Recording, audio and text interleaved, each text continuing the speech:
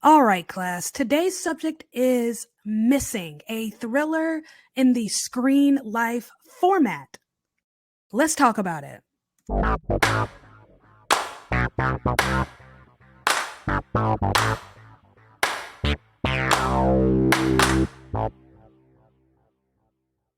Happy Friday from the cloudy city of New Orleans. So I saw the movie Missing last night at my local AMC theater. And as I normally do, right after I see a movie, I go in my car and I do a TikTok giving my initial thoughts. Now, my TikToks are a little more organized, I think, but this was a little bit different. I was so scatterbrained because I really didn't know how to make sense or describe what it was I had just experienced. The closest thing I can think of to compare it to would be the first time I saw Toy Story. Now, I am a late 80s baby. I was 8 years old in 95 when Toy Story came out. And just to give a little more context, so I'm an 80s baby, 90s kid. So I grew up in the Disney Renaissance, that resurgence of Disney films that started with The Little Mermaid and lasted for the next 10 years, where Disney finally got its flow back and figured out who they were and started popping out banger after banger after banger after banger, starting with The Little Mermaid. There's actually a whole documentary on it called Waking Sleeping Beauty. It's on Disney Plus. If you've never watched it, I highly recommend. Great documentary. Anyways, back on topic. Missing. What was I talking about? Toy Story. So the first time I saw Toy Story. So keep in mind, this is mid 90s. Lion King had come out the year before. Disney was kind of dipping its toes in digital animation with a movie called The Rescuers Down Under that I think came out in kind of the early 90s. And then we get Toy Story, November 1995. And I remember just being in complete awe of Toy Story. Just my jaw was dropped, just how different and how real the animation looked. It was brand new. You have young kids today, they're so used to, Pixar popping out a movie every year. We'd never seen anything like it. We were used to hand-drawn animation. That was our normal up until that point. And now we get this new digital animation where their faces look so much like ours and they move like us. And it was something else. That's kind of how I was feeling watching this. Now, I'd seen this format before. Don't get me wrong. There's a horror movie that came out several years ago called Unfriended, but that movie took place almost entirely in a video chat between like 4 or 5 friends and then this mysterious guest who's kind of killing them through the screen. If you've never seen it, I think it's on HBO Max. But yeah, not funny, but like fun ride of a film. I enjoyed it very much. But this was more extensive than that. So I'm sitting at my desk right now and I'm looking at my sad as I don't know what 2017 MacBook Air. It's sad because the battery doesn't hold a charge. So it only stays on as long as it's plugged in, but that's a gripe for another day. And so I'm staring at my laptop right now, and right now I have on my screen my podcasting service that I use to record my podcast. And I use something called Altitude. Now I'm going to pull up notes right now, and then I can pull up music, and then I'll have all these different windows popping up on my screen all at once. And that is kind of what we see in Missing. The entire movie, I'd say 99% of it, is told through the lens of this girl's computer screen. So this movie is about a young girl named June, and she's 18 years old, typical relationship with her mom. She kind of doesn't want to be bothered with her. She's annoyed with her, but her mom's like trying to reach out to her and be her friend and love her. But her mom is going on a trip with her boyfriend to Colombia, the country. And it happens to be Father's Day weekend that she's going, and it's very touchy for her because when she was little, her father passed. And so she was, I guess, hoping her mom would be around for that day because it's a rough day for her. But her mom is going out of town with her boyfriend, and she's going to have the house to herself. So typical teen, she wants to, throw down, live it up, have a good time, party. And then the day comes when she has to pick up her mom for the airport, and she's like, oh crap. So she goes to the airport, picks up her mom, and she sets up her phone to record a video of, her greeting her mom and her mom's boyfriend. But mom's a no-show. Mom's not there. And so she's standing there for a long time waiting for her mom to come. And we're watching kind of time pass as people come and go. And she goes back home and she tries to call her mom. No answer. She's trying to call her mom's friend. No luck there. She calls the hotel where her mom and her boyfriend were staying in Colombia. And they say, oh, yeah, they left all their stuff. So now her mom's missing. And that's where we go from there. But this entire movie is told through the lens of her computer screen. And I don't know how to make it make sense. It's crazy kind of doing this. I wish I could do video podcasts. I don't have the equipment for that right now. So everything's audio. Also, I don't like the way I look on screen. That's kind of funny from someone who does visual social media, but that's neither here nor there. Everything is through her computer screen. So it's not just that, she always has her camera on and she always has FaceTime up because she communicates with, she's, Gen Z. She communicates with her friends via FaceTime. So she always has that screen up ready to receive a call. She always has her iMessage up in her browser. So we are watching her search for things in her browser. We're watching her hack into her mom's boyfriend's Gmail account. We're watching her, find all these clues. We're watching her go and hire someone in Colombia to, kind of track down a trail, so to speak. We're watching all of this through her computer screen, and it's so thorough and so extensive that it's relatable. It's not outrageous. It's not completely out there. There are moments where it's like, okay, I'm not sure how I'm supposed to buy this, but I'm going to go with it. Okay, now we're making sense. But for the most part, it's just very relatable because we all sit out our computer screens like that. We're all scatterbrained to some extent. At this point, I'm pretty sure we all have some kind of form of ADHD where we have to have multiple things on at once. We can't focus on one singular thing or we lose our minds, because that's why she has her internet browser, her messages, her FaceTime, her files up so she can watch old videos of her dad, all of these things happening at once. And it's all through the lens of her computer screen. So we get this selfie image of everyone. So when she's contacting this guy in Colombia, she is seeing him, she's contacting him through her computer, through the WhatsApp app. And so we get visual of him driving through Colombia. When she is talking to the FBI agent, she's calling him through her computer. And if she calls someone on her phone, we're seeing her do it through her computer because she has her FaceTime up. And if you're familiar with MacBook, if you have your FaceTime up, that camera is always on, and it's, that's the movie. And it sounds crazy. It sounds weird. I think a lot of people may have been going into this. I did, for one, thinking, okay, is this like found footage? A la Paranormal Activity, Blair Witch Project. No, that's what I thought. That was my initial question going in. So I'm sure a lot of people were probably asking that. Is this found footage? No. And I'm probably explaining this terrible because, like I said, I learned about this yesterday. I'd never heard of the word and what this is called. This is called screen life. Now, we'll talk about all of that in a minute, what that looks like, what it is, and where does this go? What's next for this genre? Because this genre only grows as technology grows. But again, I'm getting ahead of myself. The movie itself, how is it? Is it any good? It's excellent. It's excellent. Now, it has moments where it drags a little bit, where it seems like it might be running a little too long. There's just too much, but it moves very well. It's constantly throwing information at you, but not in the way, what's a more recent movie I saw?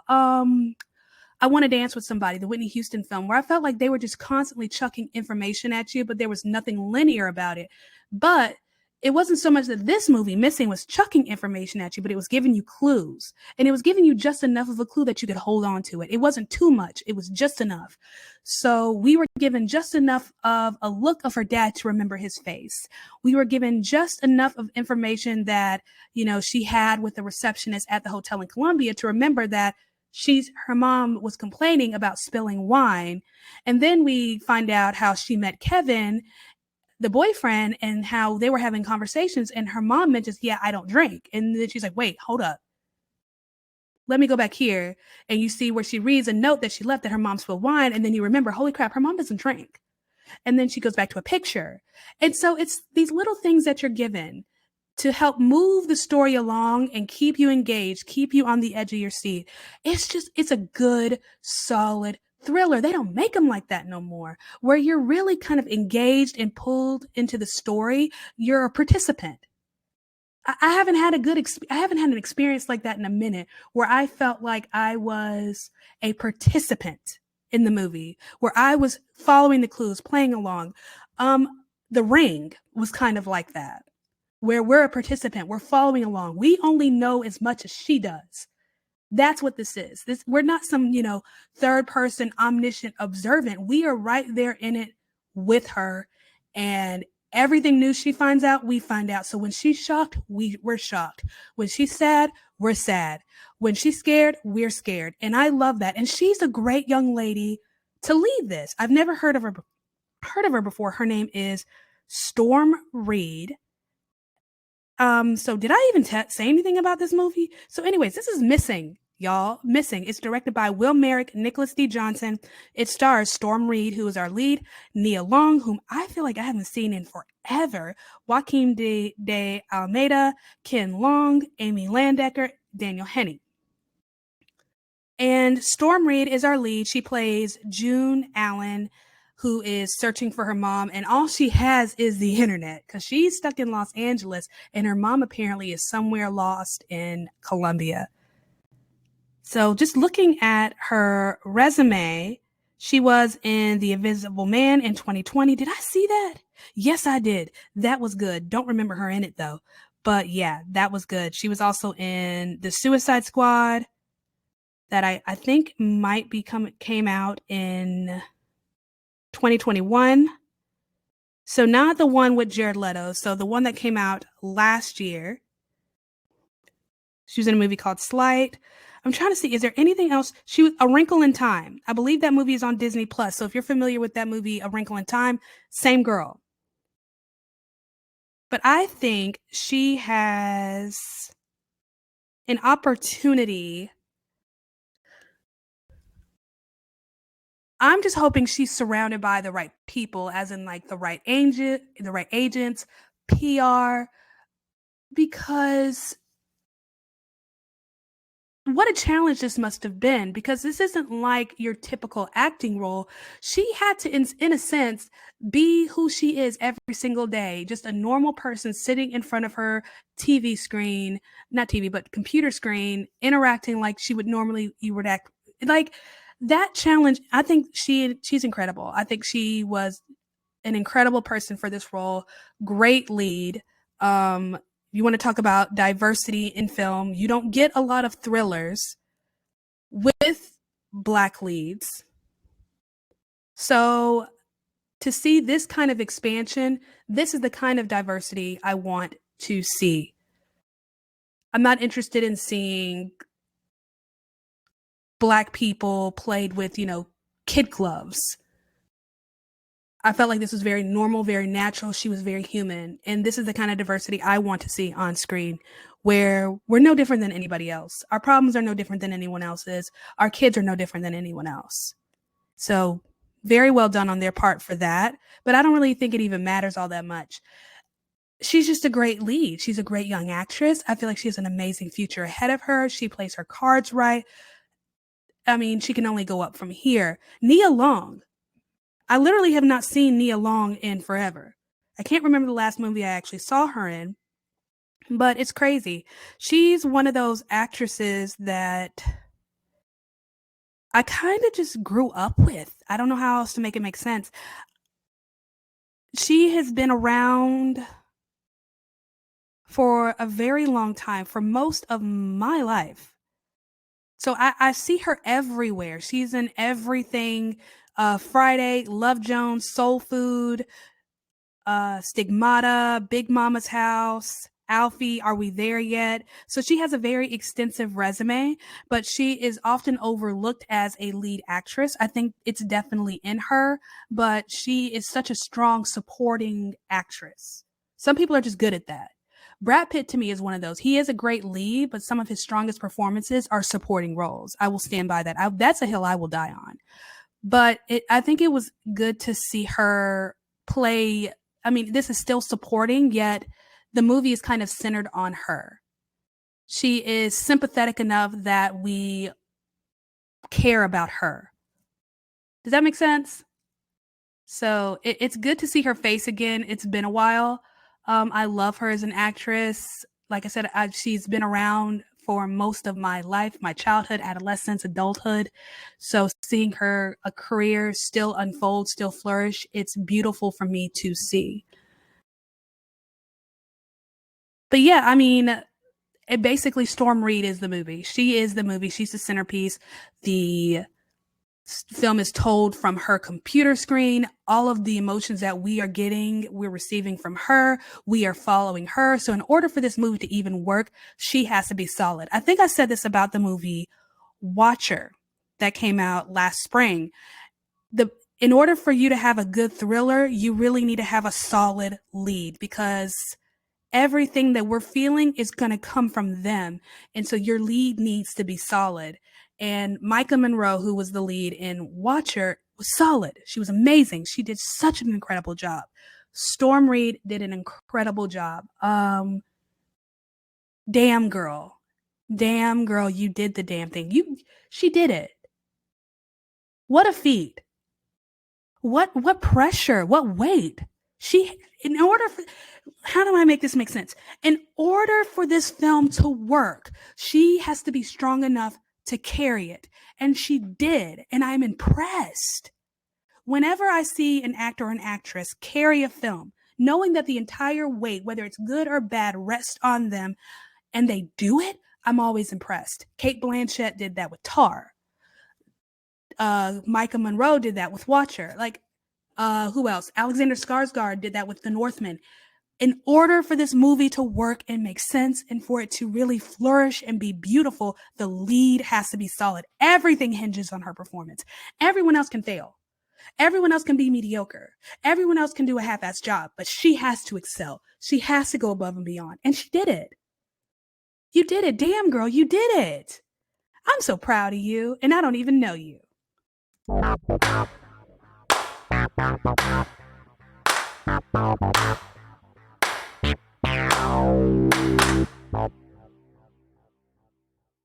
So last night, while I was TikToking, trying to make sense of what I had just experienced with this movie, I was getting so frustrated because I'm like, there has to be a word for this. What is the word for that? Like, I'm like in between doing, little clips for TikTok, I'm looking it up on the internet, trying to find something. At one point I was on Rotten Tomatoes, kind of looking through the critics, like someone has to mention this. And then someone said screenshot style. I'm like, okay, is that it? Is that what we're calling this? I don't know. And so I find out this movie is a sequel to a movie called Searching. So I search for Searching, go to Wikipedia. I'm like, yeah, why didn't I think of Wikipedia? And first sentence mentions that this is part of the screen life subgenre. And I'm like, what? Screen life. Is that what this is called? That's what this is called. So I learned a whole new word last night and I'm going to teach it to y'all. Screen life. So the way this thing is formatted, the fact that we're seeing everything through a computer screen, that type of storytelling is called screen life. Now, Wikipedia says screen life or computer screen film is a genre of visual storytelling where all the events are shown on a computer, tablet, or smartphone. It became popular in the 2010s with the growing impact of the internet. So the first movies to kind of do this actually started in the early 2000s, but really picked up steam in the 2010s. And then you had in 2014 the movie Unfriended, which really kind of, piqued people's interest. So this is a relatively young subgenre, which is fun. It's fun to see new things in the film industry birth like this in real time. Instead of just kind of learning about how things kind of came about in history and wondering what that must have been like for people to experience something new. Yeah, it sounded like a complete nerd, but anyways. But yeah, so continuing with that, screen live video displays only a desktop of a computer or smartphone and actions of the main character on this device, viewing files, surfing the internet, Zoom or Skype calls, texting and messengers. Screen live movies are most often made using screen recording software and simulating the footage of webcams or phone cameras. That's what it reminded me of. Like whenever I'm on TikTok and I see a video of someone showing off a screen recording and if I'm doing a tutorial for someone, and I will actually do a screen recording of me kind of flipping through apps to show them this is how I did what I did. And that's what this reminded me of. And I'm like, this is so interesting how much things change in the short amount of time, because it's not that we can't do things like we used to do. I mean, the art of storytelling, the basic format, it's, you know, survived past the test of time. You know, it's timeless. We've been telling stories a certain way for damn near a millennia. And that's how we're telling stories today in film. But the visual aspect of it all sometimes has to change with the time, or in some ways we have to, you know, add new variety, you know, to mix it up with the old that we still love. And I feel like that's what this is. So, you know, when we had the found footage genre come out, because that's what initially I thought this might be, is this found footage? Because that was the context for which I had. Because I was in middle school. I want to say maybe 7th grade when Blair Witch Project came out. And that was the first time I remember seeing found footage, the entire movie, where we're supposed to believe this was footage that was found and we were seeing a real life event. And stuff like that really hits with people. Every so often we get movies that come out and it's found footage. Paranormal Activity. God, how many Paranormal Activity movies are there? I mean, the first one, whoo, another movie called Gallows, which really enjoyable. But the whole point of these found footage movies is always these lesser known actors, these people whom we don't really know, and they always strive to try to use their real first names to kind of give the illusion that these were real people and this really happened to them. It's that hint, that slice of realism where this, although it's a little far-fetched, it could absolutely make sense, because we all know what it's like to hold a camera and see things that we can't explain. We all know what it's like to have cameras inside our home and capture things and then watch it back later like, what was that? That flicker of the light. We all know what that's like. And even here, we all know what it's like to sit at our desk and flip through screens and apps, and what it's like to have a conversation with someone on Messenger and also have a conversation with someone on FaceTime while we're taking notes on the Note app, what it's like to surf through the internet, you know, going through these things that we all recognize, like Google and Gmail. It's very real. This isn't some, you know, completely out there far-fetched concept. Everything that we're seeing on her screen, we see every single day. So it makes it that much easier to connect. So where does this genre go? Because it can only go as far as technology goes. So and that's kind of the sad part at the same time. It's two sad parts, because this genre is limited by where technology is, and it has to keep up with the technology at the same time. So what they did in this movie, I thought was so beautiful and so brilliant and clever. It was just so thorough and well done. But how many more opportunities will they have to do something like this? Because technology is constantly changing. You know, in a couple of years, what they did with this film, the way she's moving about her computer, will seem archaic. And that's sad that we really have a limited time with something so innovative. And but that's the film industry, though. This is an industry that's only a little over 100 years old. If you know, use Birth of a Nation to kind of mark where everything started. That's where I do in my head. Everything starts with Birth of a Nation, and then it exploded after that. If you start there, I mean, things didn't last long. We had Birth of a Nation in 1915, and then 12 years later, we get The Jazz Singer. And all of a sudden we go from silent films to sound in sync. They only had 12 years of the silent era. They only had 12 years of being able to mass produce films. They only had 12 years of being able to produce and film multiple films on one lot. And now all of a sudden, everybody needs their own space, and everything needs to be soundproofed. And you can't just use actors who know what to do with their face. You need to have actors who sound good. You need actors that know how to emote. You need actors who can actually act. They only had 12 years where people had all this opportunity, and all of a sudden you've got this new opportunity with sound, but that means less opportunity for some people.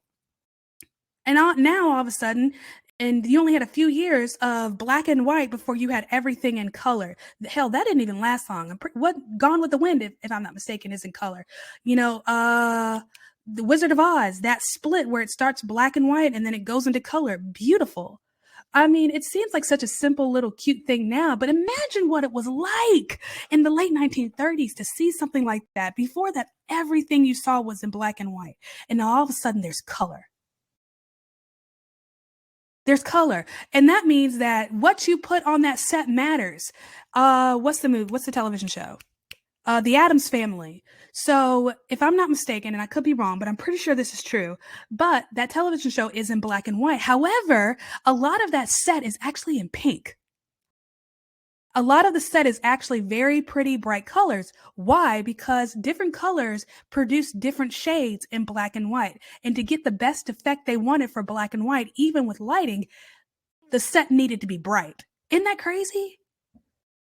So being able to do something outrageous like that only lasted for a little while before you had to actually pay attention to what colors were on your set, what colors your people were wearing, the way you did their makeup. You had to switch the way you did lighting. And we're not even into the 1960s yet. And keep in mind, we're talking 1950 years where we went from silent black and white to full color sound and sync. Everything changes so fast. How long do we have with this innovative new feature called Screen Life, where we're seeing everything on a screen in that way? What's going to happen? We don't know. What's going to happen next? When I started college, there were no smartphones. I had a crappy little Sprint phone. And then I got a flip phone and I thought it was so cool. And then after that, I got a phone with a keyboard and I thought it was so cool. And then right after that, I got a BlackBerry. So when did I get the BlackBerry? That would have been, golly, maybe 2008. And I had the BlackBerry for forever until I finally got an iPhone 4 in like 2012. So I've only been rocking with iPhone for what, 11 years? That's insane. The way how quickly time changes.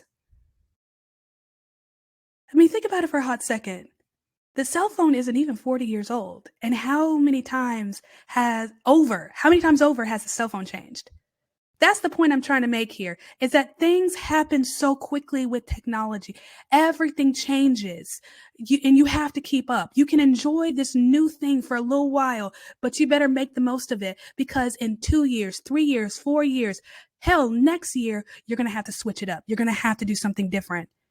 And that thing that was so beautiful and so new is no longer new anymore.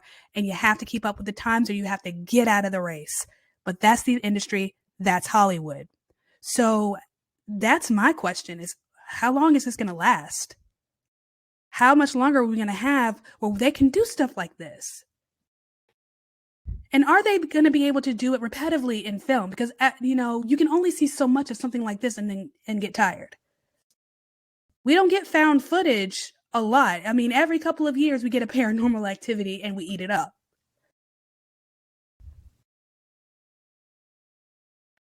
So the window is very limited and it's sad, but it's so cool, which means you got to get creative and you got to get creative quickly.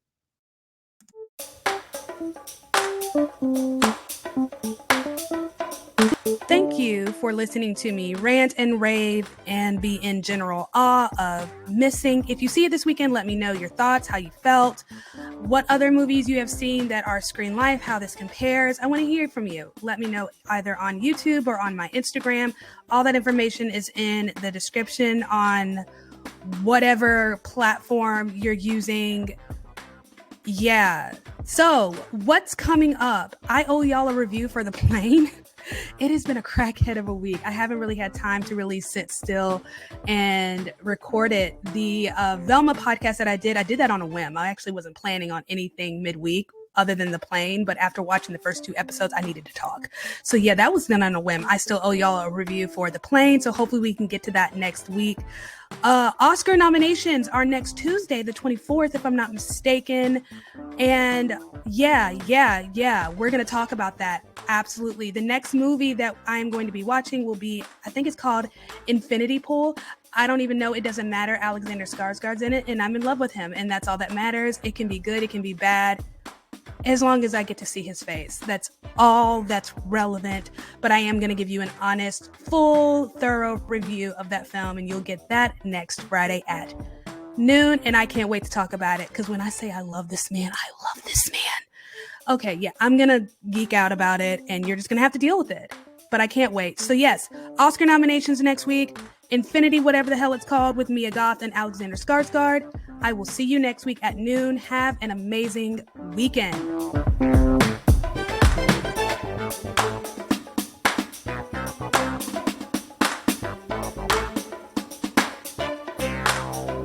Want to advertise on this podcast? Check the episode description to see how you can be featured on the next episode.